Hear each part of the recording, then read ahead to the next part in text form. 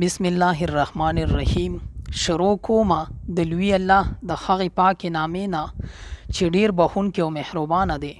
د انګلیش ټو پښتو لرنینګ زده کوونکو راغلمه ستاسو دپاره مې یو بل کلاس راوړه او په دې کلاس کې ما سره د انګلیش ورډز دي یعنی ټکي دي توري دي او دا به په جملو کې هم استعمالومه. که تاسو غواړئ چې انګلیش زده کړئ نو کلاس ته ښه په توجه سره غوږ دی او کلاس تر اخره پورې ګورئ. صحیح ده، دا دومره غټ کلاسونه نه دي، د 10-12 منټو کلاسونه دي. ښه د زده کولو کوشش کوئ. ما سره په کلاس کې اولنی چې کوم ټکی دی هغه دی انلایز. انلایز تجزیه کول. صحیح ده، د انلایز مطلب څه شو؟ تجزیه کول. ګورئ چې دا تاسو ته زه په سنټنس کې استعمال کم، تاسو به پوه شئ. Scientists analyze data to find patterns. Scientists analyze data to find patterns. د دې مطلب دا شو ساينس پوهان معلومات تجزیه کوي تر څو نمونې عمومي. صحیح ده، تاسو ما سره دا جمله د انګلیش چې زه وایم دا ما سره وایي چې تاسو هم په دې ژبه واوړئ. صحیح ده. Scientists analyze data to find patterns. ساينس پوهان معلومات تجزیه کوي تر څو نمونې عمومي.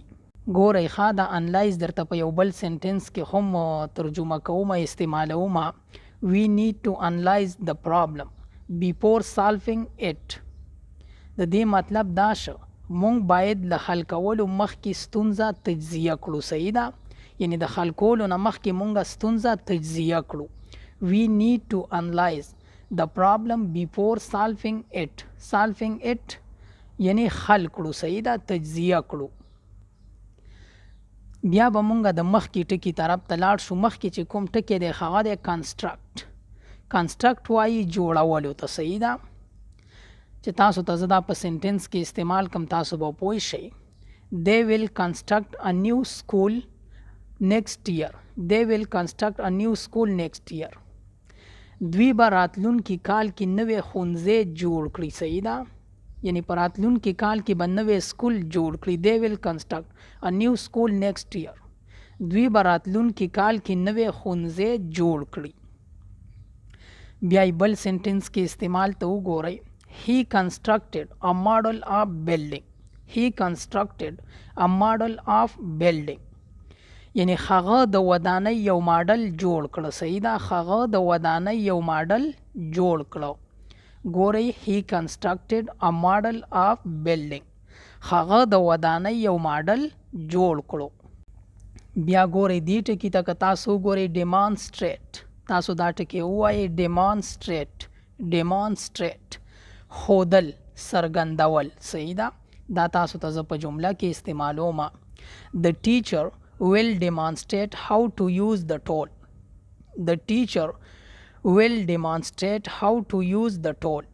یعنی ښوونکی چې کوم دی، استاد چې کوم دی، هغه به وښایي چې آله څنګه کار کوي. صحیح ده، دلته تاسو ټول وینئ که نه، ټول وایي آلې ته. صحیح ده، یعنی استاد به وښایي چې آله څنګه کار کوي. The teacher will demonstrate how to use the tool. استاد به وښایي چې آله څنګه کار کوي. بیا د demonstrate دی بل سنټنس کې استعمال ته وګورئ. He demonstrated great skill in painting.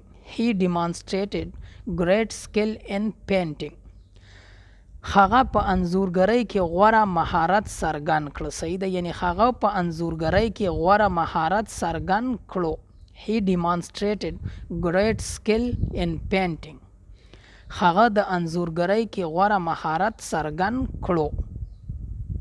بیا دې ټکي ته که تاسو وګورئ انویسټیګیټ. دا خو به تاسو ډېر اورئ که نه. انویسټیګیټ پلټنه کول، د یو څیز معلومات کول. صحیح ده، په سنټنس کې د دې استعمال ته وګورئ. The police are investigating the case. The police are investigating the case. یعنی پولیس چې کوم دی د کیس پلټنه کوي. صحیح ده، د قضیې د کیس پلټنه کوي. The police are investigating the case. پولیس د قضیې یعنی د کیس پلټنه کوي.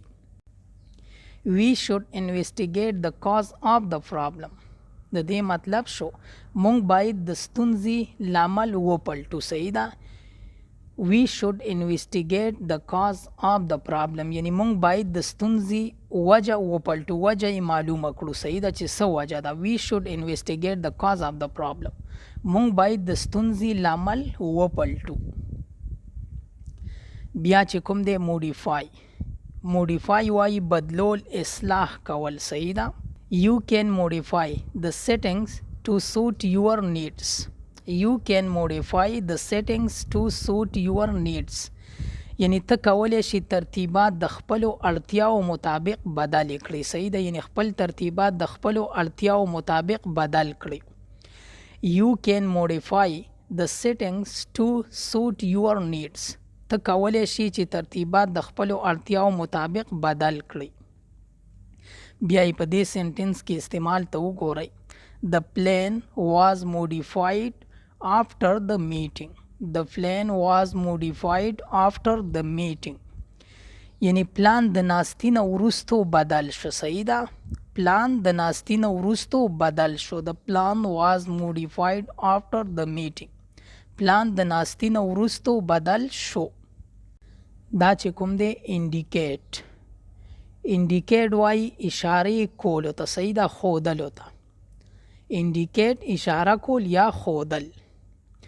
استعمال ته د دې وګورئ. the map indicates where the treasure is hidden. the map indicates where the treasure is hidden. یعنی نقشه ښایي چې خزانه چرته پټه ده. صحیح ده.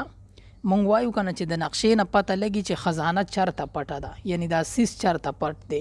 دلته تاسو ټریژر وینئ، د ټریژر مطلب دی خزانه. صحیح ده. دا د خزانه. بیا بل سنټنس کې استعمال ته وګورئ. she indicated that she was not feeling well. د دې مطلب دا شو هغې اشاره وکړه چې ښه احساس نه لري، یعنی ښه نه محسوسوي. صحیح ده. she indicated that she was not feeling well. هغې اشاره وکړه چې ښه احساس نه لري. بیا چې کوم دی conclude، پای ته رسول، نتیجه اخیستل. صحیح ده. یو کار پای ته رسول دی، د هغې نتیجه ایستل دی، نو دغې ته وایي conclude. استعمال ته د دې وګورئ. let's conclude the meeting with a summary. let's concluding the meeting with a summary. راځئ ناستې د یو لنډیز سره پای ته ورسوو. راځئ ناستې د یو لنډیز سره پای ته ورسوو. let's conclude the meeting with a summary. راځئ ناستې د یو لنډیز سره پای ته ورسوو. بیا چې کوم دی he concluded that the test was unfair. هغه دا نتیجه واخیسته چې ازموینه یعنی امتحان چې کوم هغه عادلانه نه و، یعنی unfair و. صحیح ده. unfair مطلب دی چې عادلانه نه وي. fair وایي منصفانه ته، او د unfair مطلب شو یعنی منصفانه نه دی. صحیح ده. عادلانه نه دی، انصاف کوونکی نه دی. he concluded that the test was unfair. هغه دا نتیجه واخیسته چې ازموینه عادلانه نه و. بیا ټکی ته وګورئ. assist مرسته کول. صحیح ده. د دې چې په سنټنس کې استعمال وشي تاسو به پوه شئ. he will assess the teacher in the classroom. he will assess the teacher in the classroom.